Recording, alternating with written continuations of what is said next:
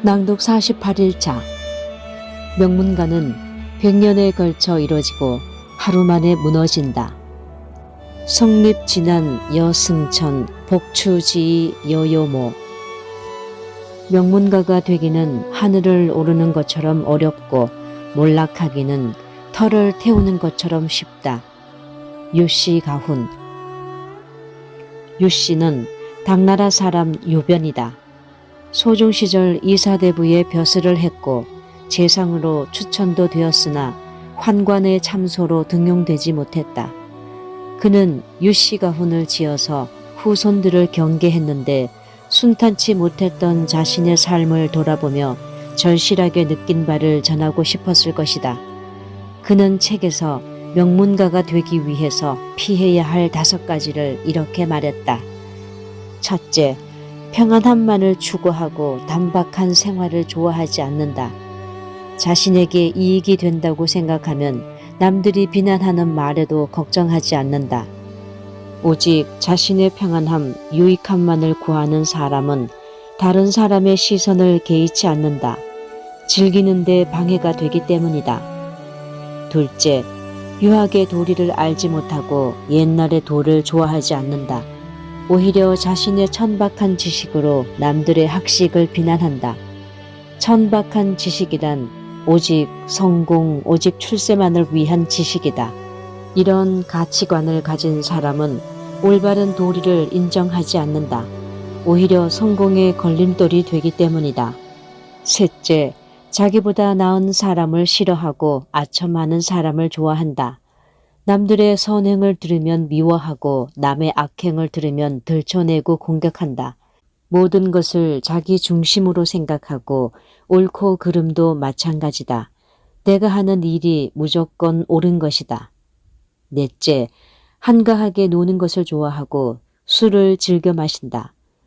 술 마시는 것을 고상한 운치로 생각하고 열심히 일하는 사람들을 비속한 무리로 여긴다. 이런 습관을 기르게 되면 마음이 황폐해져 잘못을 깨달아도 뉘우치지 않게 된다. 다섯째, 벼슬을 얻는 데 급급해서 권세나 요직에 있는 사람에게 줄을 대는 데에만 열중한다. 이런 사람은 설사 작은 벼슬을 얻더라도 유지하기가 어렵다. 다른 사람들이 분노하고 시기하기 때문이다. 맹자는 자신의 책 맹자 이루하에서 사람은 하지 않은 것이 있은 다음에야 하는 것이 있다라고 했다. 무언가를 이루기 위해서는 반드시 하지 말아야 할 일을 정해서 먼저 지켜야 한다. 만약 무엇인가 성취하기를 원한다면 먼저 불의하고 부도덕한 일을 하지 않겠다는 가치관을 먼저 정립해야 한다. 유변이 책에서 명문가가 되기 위해서 하지 말아야 할 일을 먼저 정해둔 까닭은 바로 이런 이치를 알았기 때문일 것이다. 그는 결론으로 이렇게 말했다.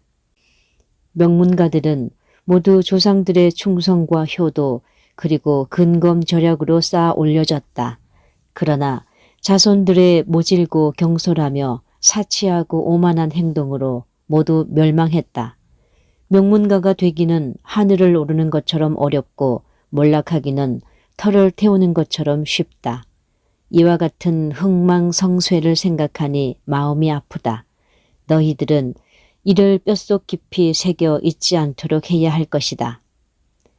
명문가는 하루아침에 된 것이 아니라 조상 때부터의 공덕으로 차곡차곡 쌓아 올려진 결과다. 하지만 자손들의 잘못으로 순식간에 몰락하곤 한다. 쌓아 올리기는 어렵지만 무너지기는 쉽다. 쌓아 올리기는 오랜 시간이 걸리지만 무너짐은 순간이다. 국어에서는 이렇게 말했다. 선을 따르기는 산을 오르듯 어렵고 악을 따르기는 담이 무너지듯 순간이다. 종선여등, 종악여붕. 집안의 품격은 학문에서 나온다. 다산의 삶은 명문가에서 한순간에 폐족으로 무너진 생생한 사례다. 자신의 잘못이라기보다는 여러 가지 외적인 요인에 의해 온 집안이 역적으로 몰렸다. 그 당시 사교로 몰렸던 서교, 천주교를 믿었다는 이유도 있었지만 그 이면에는 뿌리 깊은 당파 싸움과 다산 개인에 대한 원한, 뛰어난 사람에 대한 질투가 있었다. 실제로 다산의 학문과 충성을 아끼는 사람들이 석방을 논의했지만 그의 암행어사 시절 원한을 가졌던 인물이 반대해 무산되기도 했다. 다산의 셋째 형 정약종은 사형을 당했고 둘째 형 정약전은 다산과 함께 귀양을 떠나 흑산도에 유배되었다. 집안은 최악의 형태로 몰락했지만 다산은 희망을 놓지 않았다. 억울함을 풀고 집안을 다시 일으켜줄 사람은 두 아들이었고 그 수단은 학문이었다. 다산은 아들들에게 자신의 결백을 밝힐 것은 바로 학문의 성취라고 말했다. 청족은 독서를 하지 않아도 저절로 존경을 받겠지만 패족이 되어 학문에 힘쓰지 않는다면 더욱 가증스럽지 않겠느냐. 다른 사람들이 천시하고 세상에서 비루하게 여기는 것도 슬픈데 너희들은 지금 스스로를 천시하고 비루하게 여기고 있으니 이는 너희들 스스로가 비통함을 만드는 것이다. 너희들이 끝내 배우지 않고 포기해버린다면 내가 지은 저술과 간추려 뽑은 것들은 장차 누가 모아서 책을 엮고 바로잡아 보존하겠느냐. 그렇게 할 수 없다면 이는 나의 글이 끝내 전해질 수 없게 되는 것이다. 내 글이 전해지지 못한다면 후세 사람들은 단지 대계와 오간, 탄핵과 죄상을 나열한 사헌부의 농고만을 의지해 나를 평가하게 될 것이다. 나는 장차 어떤 사람이 되겠느냐. 너희들은 아무쪼록 학문에 힘써 나의 이 한 가닥 문맥이 너희들에게 이르러 더욱 커지고 더욱 왕성해질 수 있도록 하여라. 그렇게 되면 훌륭한 집안의 벼슬도 이러한 청귀함과 바꿀 수 없을 것이다. 여기서 다산의 가치관이 분명히 드러난다. 그는 자신의 억울함을 풀어줄 것은 자신이 이루어낸 학문의 결실이고 자식으로 이어지는 학문적 성취가 그 어떤 벼슬보다도 더 소중하고 귀하다고 했다.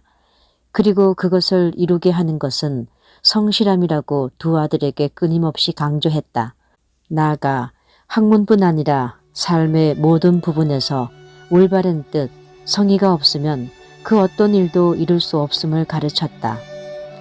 성실하지 못하다, 불성은 두 글자에 대해서는 내가 변명할 수 없을 것이다. 내가 내 지시를 거행하며도 성실하지 못한 일이 이루 헤아릴 수 없이 많은데 그 밖에 다른 일에서랴. 앞으로는 본래의 선한 마음을 분발하여 대학의 성의와 중령의 성신을 써서 벽에 걸어두고 큰 용기를 분발해 다리를 튼튼히 세워 새은 여우를 배로 거슬러 올라가는 방법으로 성의 공부에 매진해야 한다. 성의 공부는 가장 먼저 황당한 말을 하지 않도록 노력하는 것이니 한마디의 황당한 말을 세상에서 가장 큰 죄악으로 생각해야 한다. 이것이 성의 공부에서 가장 먼저 시작해야 할 부분이다. 오늘날에도 자신의 집안이 명문가가 되기를 바라지 않는 사람은 없을 것이다. 그 첫 번째 노력이 바로 집안에서 성공한 사람, 높은 지위에 오른 사람을 배출하는 것이다. 하지만 고전에서 말하는 명문가의 의미는 다르다. 유변은 반드시 정도를 밟고 바른 도리를 실천해 나감으로써 명문가를 이룰 수 있다고 했다.